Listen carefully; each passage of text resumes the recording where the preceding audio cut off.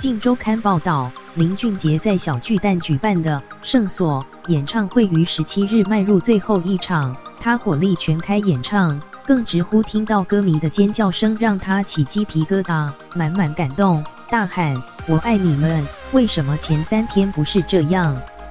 我想这就是人性，明天还可以得到的时候，小声叫就好；得不到的时候就尖叫。他更临时邀胡彦斌比拼抖音走红的歌，你要的全拿走。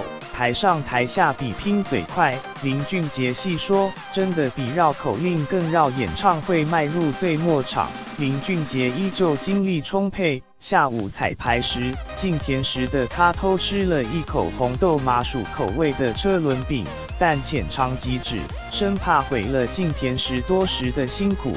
他说：“真的很开心，连续4天开唱，从来没有过，体力状况还很好。